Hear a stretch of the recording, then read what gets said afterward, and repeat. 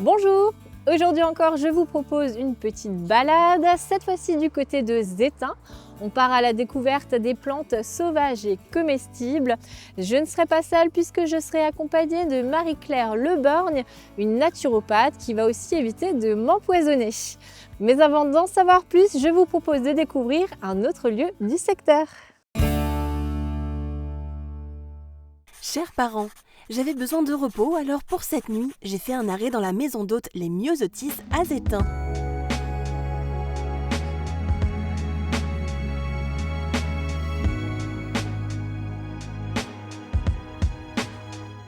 Trois chambres et une suite sont proposées dans cette ancienne maison de ferme lorraine.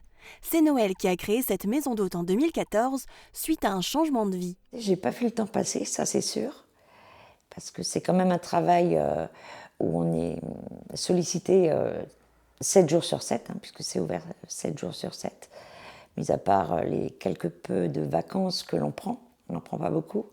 Quand on est indépendant, c'est un peu le problème. Donc voilà, j'ai pas vu passer, puis ça se passe très bien. Je suis ravie, voilà.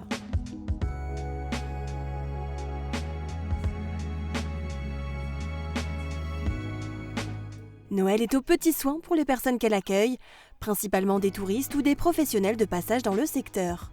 Elle leur prépare chaque matin le petit déjeuner. Il y en a qui sont super gentils, il y en a qui marquent plus que d'autres, il y en a qui viennent, qui sont un peu plus retirés, effacés.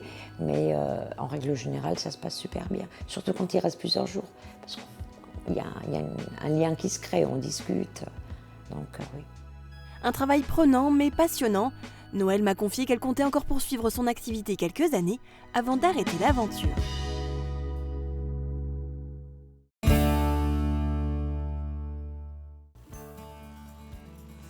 Bonjour Marie-Claire! Bonjour Marie! Merci d'avoir accepté mon invitation. Et puis je vois qu'en plus tu es venue à vélo. Et oui, j'adore le vélo. Je l'utilise tout le temps comme pour le sport, pour le moyen de transport, pour aller à la pharmacie, pour aller travailler à l'université populaire. J'adore le vélo. Ok, tout comme moi, on a un point commun en plus. Je pense qu'on va bien s'amuser. Alors tu es naturopathe, tu exerces à Zétain. Est-ce que tu peux me parler un petit peu de ton métier? Oui, alors effectivement, je suis installée comme naturopathe depuis plusieurs années à Zétain. J'ai vécu quand même un cursus de pharmacie depuis une trentaine d'années. Et j'avais envie d'une reconversion pour être plus proche des personnes. Et je les soutiens, ceux qui me consultent, avec des moyens naturels. Ok. Et donc, est-ce que tu as fait une formation pour accéder à ce métier? Oui, après ma formation en pharmacie, je suis repartie pendant 2 années et demie sur Paris pour avoir un certificat. En plus de ça, j'ai fait également une formation sur 2 années en phytothérapie. Pareil, pour soutenir correctement les personnes. Donc j'ai le certificat d'herbaliste. Les plantes, c'est toute ma passion. Ça l'était déjà à la pharmacie, ça l'est d'ailleurs toujours encore. D'accord. Et puis voilà, pour soutenir les personnes, c'est juste génial. D'accord. Et donc je pense que quand tu étais en pharmacie, c'était toi qui conseillais sur l'aromathérapie, des choses comme ça? Exactement. Oui, t'étais la personne de référence, je suppose. C'est bien ça, d'ailleurs toujours encore, quand j'interviens ponctuellement, toujours encore, l'aromathérapie, la phytothérapie, tous ces petits conseils supplémentaires à la médecine conventionnelle, c'est juste un appui très bien pour les personnes.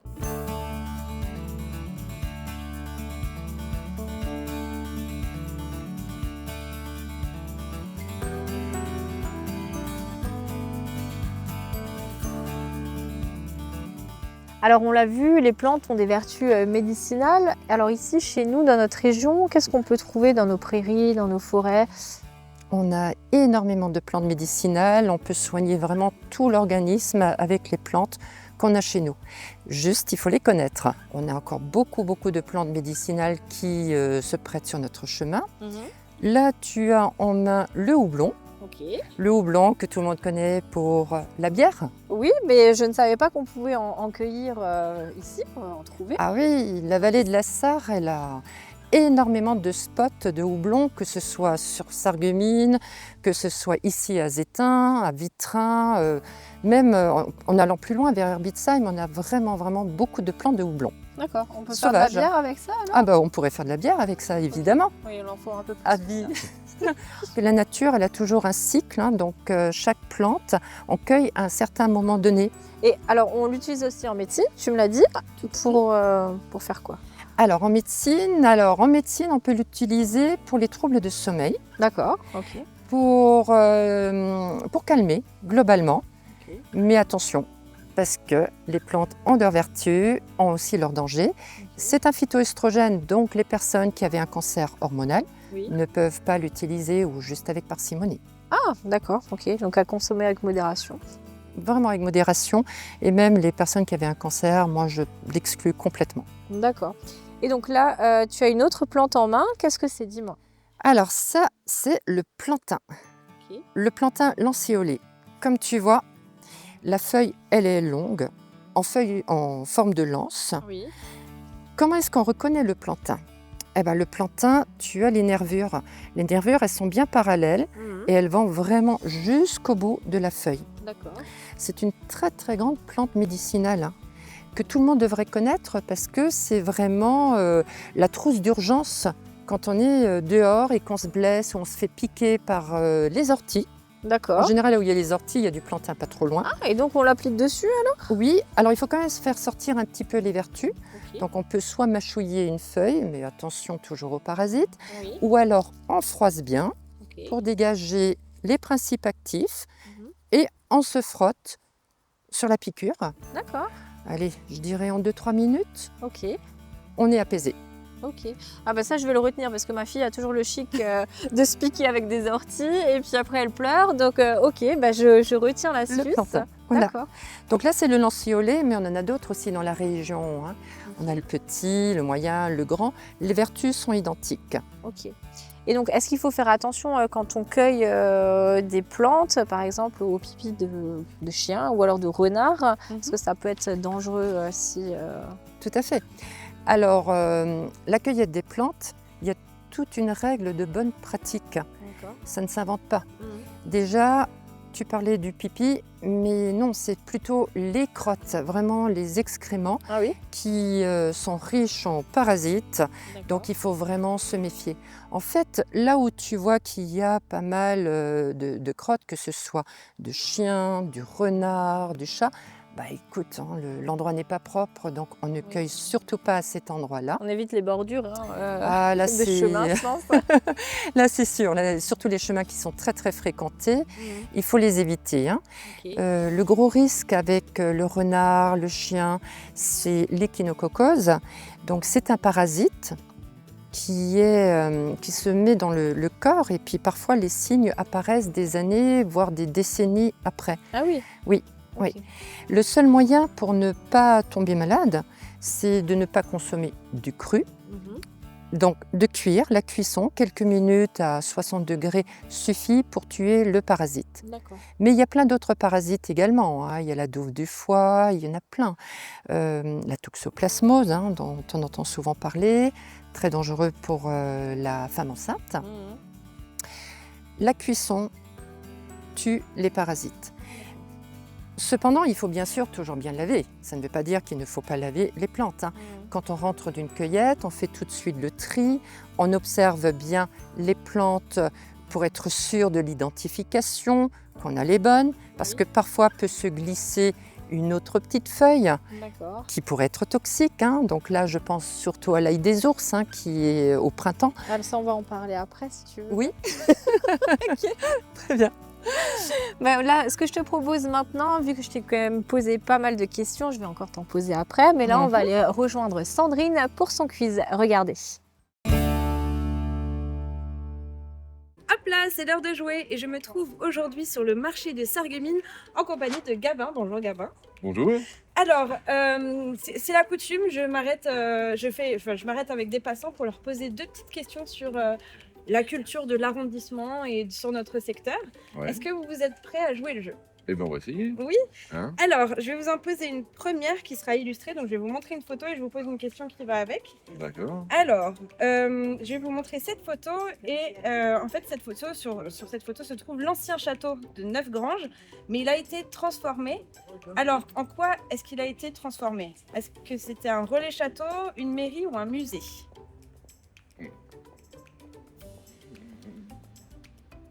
dirais que c'est un musée quand même, non? Ouais. Mairie? Vous penchez sur lequel?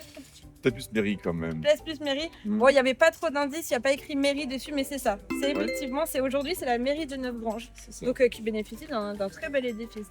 tout à fait. J'ai une deuxième question.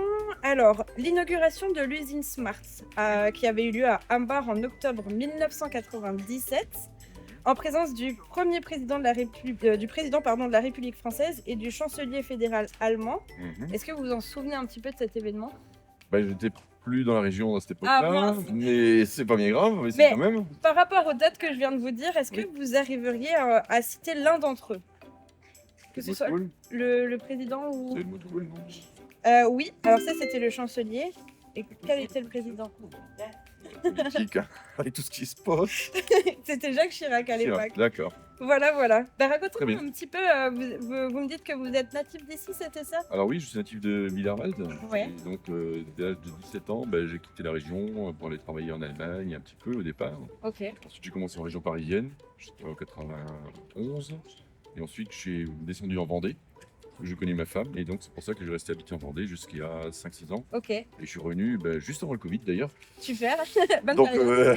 pas facile pour revenir. Et puis, bah, du coup, maintenant, même ma femme qui est pourtant de Vendée, elle se plaît bien ici. Enfin, Bah elle se plaît oui. bien ici. Donc, on a acheté une petite maison. Et puis, donc, on est revenu un peu aux sources. Bah c'est cool. Voilà. Et du coup, est-ce qu'en revenant, vous avez pu profiter de certaines choses qui vous avaient manqué? Peut-être que vous avez fait des redécouvertes des ben, monuments, de la oui. culture et que vous avez profité? Tout à fait, dans une espèce de quarantaine d'années, je veux dire, il y avait quand même beaucoup de choses qui ont changé, qui ont Bah, c'est évolué, qui ont été créées. Et oui, donc, il y a plein de choses à découvrir, à redécouvrir. Et quelle est la première chose que vous avez refait culturellement parlant en revenant ici? Oh, bah, c'était beaucoup l'Alsace, les édifices de l'Alsace, hein, Königsbourg, Ouais. des choses comme ça. Bon, ici, dans le secteur en aspect culturel, bon, aussi, le musée de. Le Moulin de la Bise, Oui. là-haut, des choses comme ça, un petit peu, ouais. Donc, Ok. on y va tranquillou. Et voilà, parce qu'on a quand même acheté une petite maison, c'est vrai qu'on a Oui, pas bah c'est sûr. beaucoup trop de temps. Ouais, mais Et on il y se a fait plein des de petites choses à sorties, faire. oui, Bisbruck, un petit peu, des choses comme ça. Ouais, bah c'est Ouais, cool. plus sur Deep Beach, l'île Maginot, Ouais, le musée de la mine aussi. Ok. D'ailleurs, je retourne demain avec des amis, là. bah c'est parfait. Et donc voilà, de temps en temps, on est un peu éparse, quoi. On regarde C'est ça.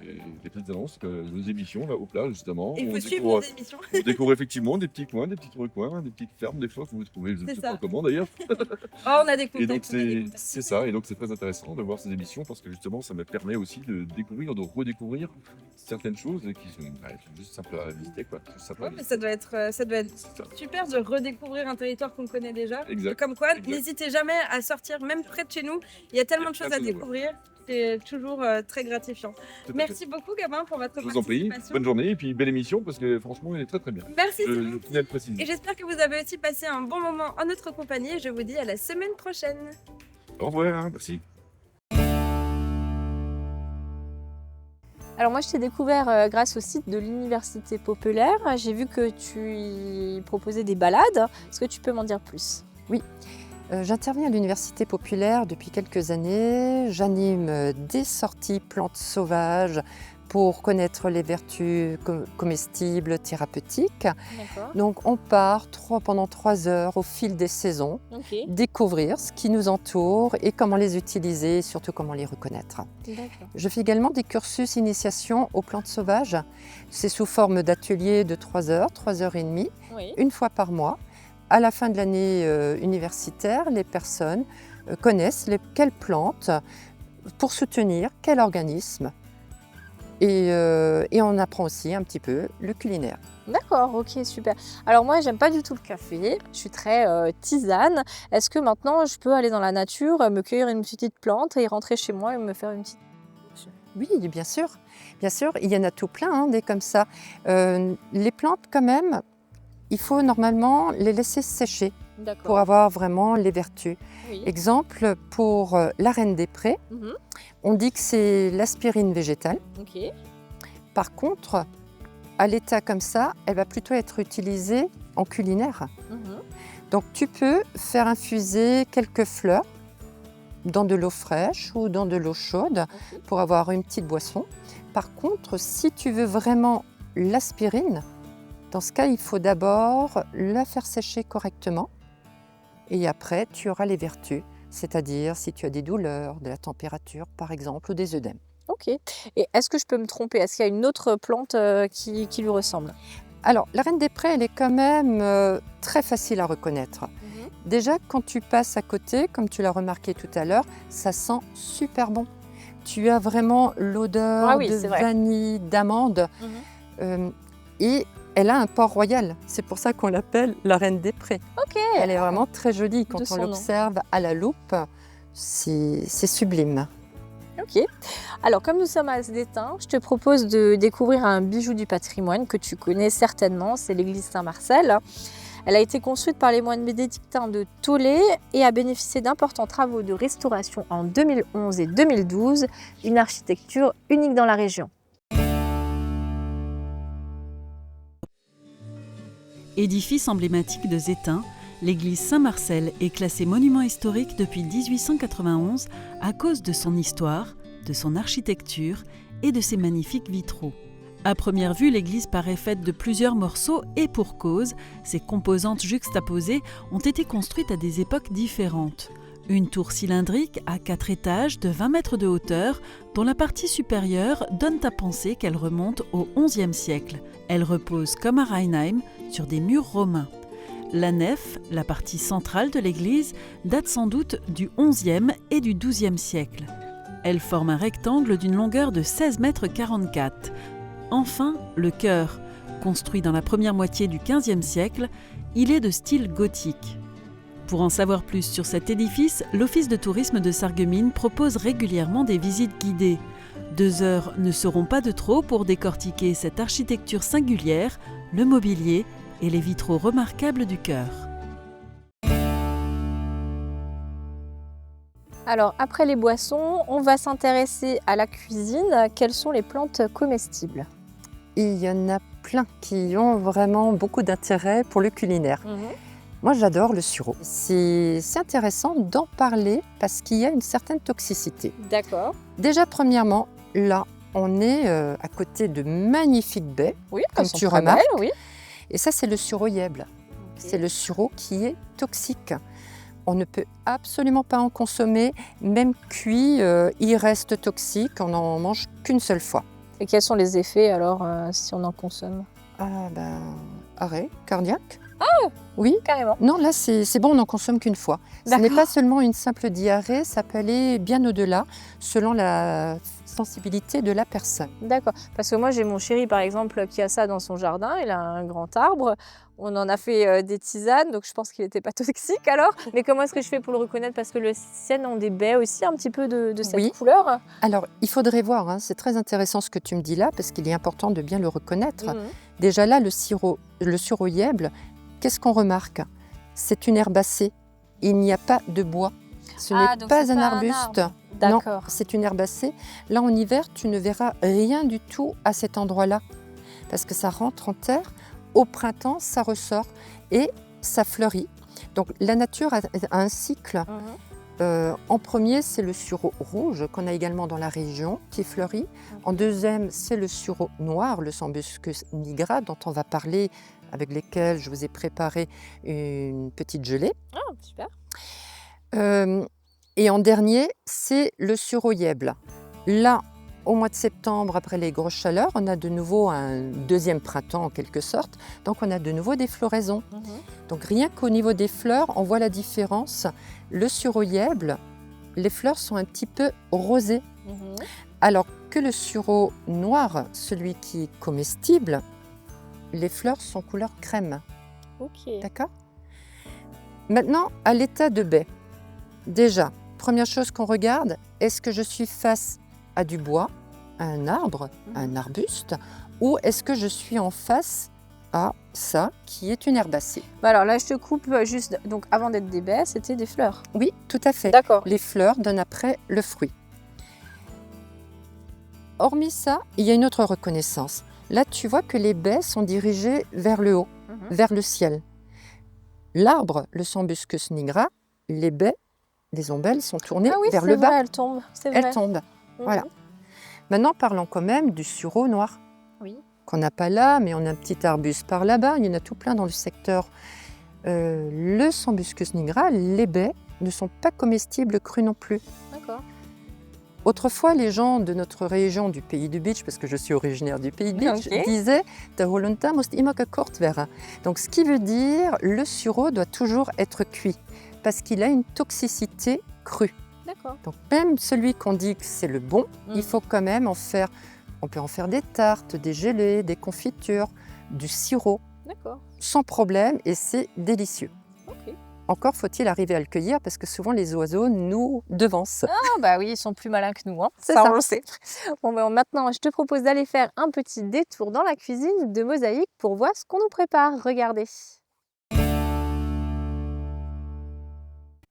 Bonjour à tous, aujourd'hui avec Hugo, on va vous préparer un brownie aux noix. Ah oui, avec toutes les noix qu'on avait ramassées dans le jardin de papy. Tout à fait. Et pour ce brownie, voilà la liste des ingrédients. 100 g de chocolat au lait, 130 g de chocolat noir, 150 g de beurre, 70 g de farine, 70 g de sucre, 70 g de cerneau de noix, 3 œufs et une pincée de fleur de sel. On va mettre les chocolats et le beurre dans le pot.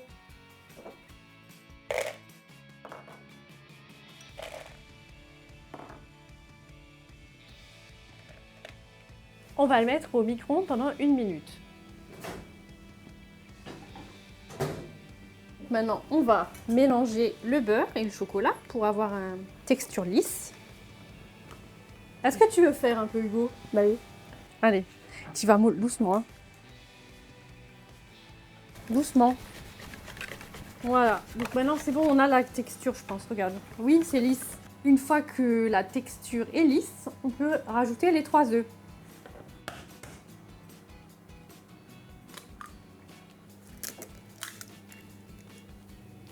Et tu mélanges. Faut que ce soit nouveau lisse comme avant.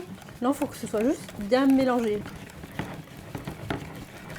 Voilà, c'est bon. Maintenant, tu peux rajouter le sucre. Tout? Oui. Tu remélanges.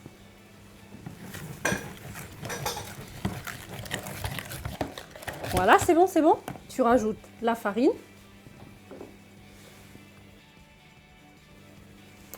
Tu mélanges.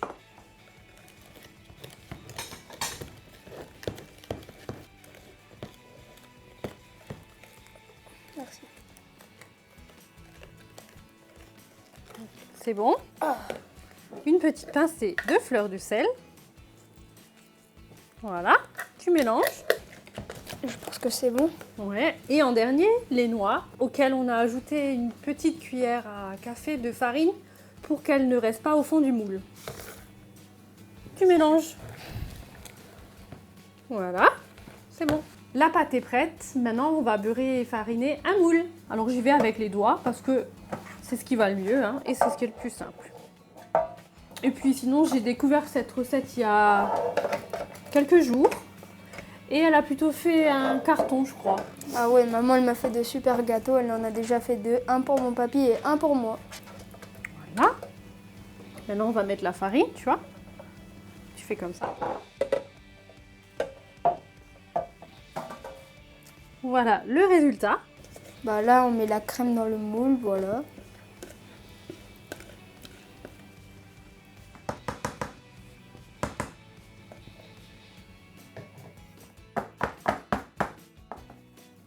Voilà. Maintenant, ça part au four pour 25 minutes dans un four préchauffé à 180 degrés.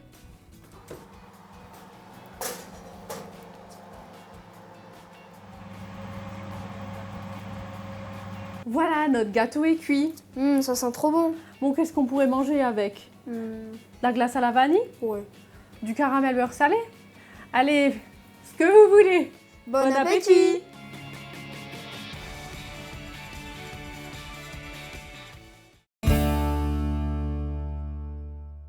Alors, tu proposes aussi des ateliers cosmétiques. Moi, par exemple, j'ai déjà fabriqué mon propre déodorant et mon dentifrice. Finalement, il faut peu d'ingrédients. Il faut juste savoir comment les faire. Alors, qu'est-ce que tu nous proposes, toi, dans tes ateliers? Oui. Alors, à l'Université populaire ou à l'Office de tourisme de Sarreguemines, j'interviens régulièrement avec des ateliers en herboristerie, en plantes sauvages. Donc, on fait vraiment beaucoup de choses.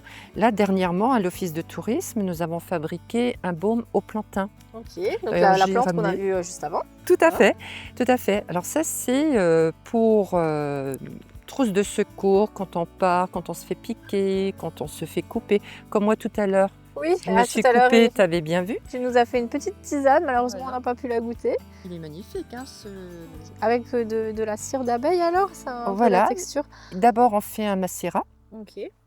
avec le plantain. Ensuite, alors on le laisse pendant 4 semaines. Ensuite, on filtre et on le transforme en baume. Donc personnellement, là, j'ai utilisé la cire d'abeille Ok, et un tout petit peu d'huile essentielle également d'accord. pour renforcer un petit peu ses vertus. Donc après, on se prend un petit peu et puis on se met ça sur la petite coupure là. Sur la coupure. Hein, la petite coupure. Donc là, ça va cicatriser beaucoup plus rapidement parce que le plantain, il a plein de vertus. Vertus anti-inflammatoires, vertus antihistaminiques. C'est pour ça, si on se fait piquer par les orties, on peut se le mettre Ça va dessus. soulager la Ça, démangeaison. oui, ça soulage très rapidement. À l'université populaire, avec les intervenants avec le cursus d'initiation, on a également fabriqué l'année dernière un baume avec la racine de consoude. D'accord. Donc la consoude, c'est cette plante qu'on voit là. Le nom le dit déjà, consolidée. D'accord. Donc tout ce qui a besoin d'être cicatrisé, d'être régénéré, on peut fabriquer donc voilà des baumes avec ça. Donc on apprend de A à Z comment fabriquer et les personnes qui participent font eux-mêmes. Mais c'est vrai que sur le secteur de Sarreguemines, on a la chance d'avoir beaucoup d'associations et de clubs sportifs. Et justement, je te propose d'aller en découvrir un.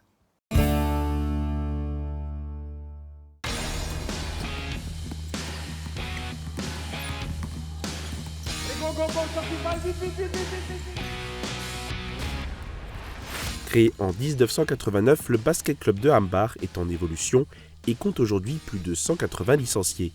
Il dispose de 12 équipes en compétition, une section loisirs adultes et les sections U7 et U9. En plus des 2 séances d'entraînement par semaine pour les équipes, le club propose des séances d'essai pour ceux qui seraient intéressés de se lancer dans ce sport d'équipe à Hambach.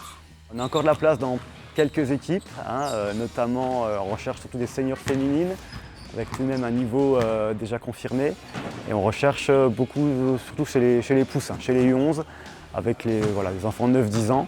L'esprit du club, c'est de conserver un état d'esprit familial.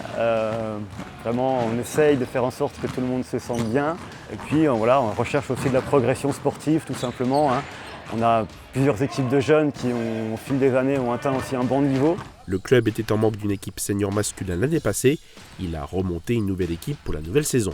Et là, on a remonté une équipe, je pense, intéressante, donc qui repart de la plus basse division, mais avec l'ambition de jouer le haut du tableau et puis de commencer à monter les échelons. Le club n'est pas un manque de projets. Il souhaite créer un emploi dans l'encadrement sportif en 2026. Il s'investit aussi pour les tout-petits. C'est viser la labellisation de notre école de mini-basket pour les enfants de 5 à 10 ans. On a commencé à mettre en place pas mal de choses dans le but d'obtenir un label départemental. Si vous êtes intéressé et en fonction de la place disponible, la licence varie en fonction des catégories, entre 80 et 110 €.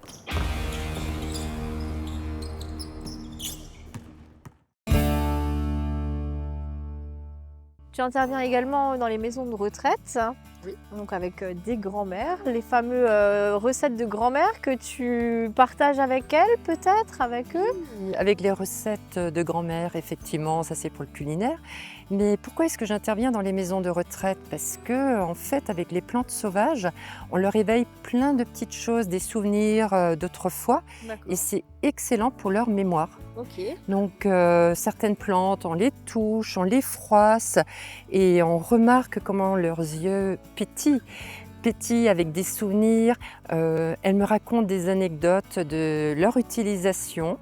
Donc, l'utilisation populaire, Oui. l'utilisation parfois de leur mère, de leur grand-mère. Alors imagine-toi, c'est des choses d'il y a 100 ans en arrière. Ouais, donc Mais l'échange doit être très instructif et pour eux et pour toi aussi. Tout à fait. alors, hein. Tout à fait. Les animateurs adorent justement quand je viens parce que ça leur donne vraiment un coup de boost avec tout ce qu'ils ont vécu. D'accord, ok. Alors, c'est l'occasion de parler des orties, parce que pousse pas mémé dans les orties, la fameuse expression. Tout à fait. Alors, parle-moi un peu Alors, ça, tout le monde sait le reconnaître. On s'est tous au moins fait une fois piquer par les orties. Les orties en général ça va, hein. Ça pique, ça brûle, c'est facile à reconnaître et si on a du mal, on n'est pas sûr, on touche et on sait qu'on s'est piqué. Voilà. Alors on ne peut pas faire de sortie plante sans parler des orties parce que les orties c'est vraiment une panacée. Une panacée pour la médecine, hein. C'est un super reminéralisant, donc il peut être utilisé par tout le monde. Un coup de fatigue, les femmes pour soutenir pour le cycle. D'accord. La racine d'ortie, elle aura des vertus pour les hommes, pour l'adénome bénin de la prostate. Ok. Et puis l'ortie peut être utilisée en culinaire. Ok. Alors moi j'adore les pointes, hein. Donc c'est pas en cette saison parce que là tu vois que c'est en fleurs, mais les pointes d'ortie au printemps c'est vraiment très très riche en minéraux, en silice, en fer et en protéines. Tu l'utilises en purée, en soupe, même en salade. D'accord, donc c'est une plante vraiment multiple, on peut tout faire avec. Oui.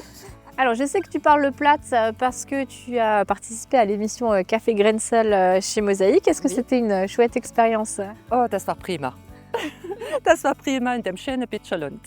Alors je vais te proposer maintenant de découvrir une expression en plate. Regardez.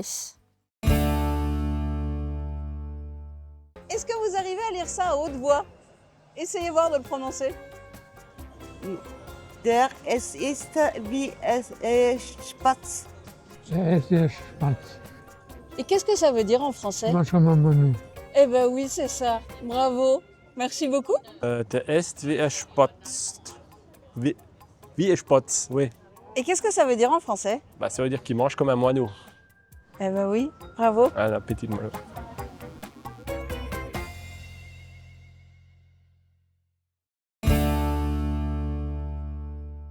Alors on arrive déjà au terme de notre émission. Merci beaucoup de m'avoir appris tant de choses. Et en plus, tu nous as fait à manger. Dis-moi un petit peu ce que tu nous as préparé. Ah, j'avais envie de vous gâter. Ce qui fait que hier soir, alors déjà hier après-midi, j'étais allée cueillir de la reine des prés. Et puis voilà ce que j'ai réussi à vous faire. Ok. Pommes au four. Avec feuilles et fleurs de reine des prés. D'accord, ce qu'on a vu avant en plus. Des pêches originaires du Bitchalund. Ok. Avec la reine des prés. Et des petits gâteaux. Pareil, avec la reine des prés. Ah bah super. Alors ça, je ne l'ai pas fait hier parce que j'avais envie de vous parler également des gelées. Donc j'ai fait de la gelée de fleurs de sureau. Je fais aussi la gelée de fleurs de pissenlit. C'est délicieux. Tu vas pouvoir le goûter. Ça a vraiment un goût de miel. Ok.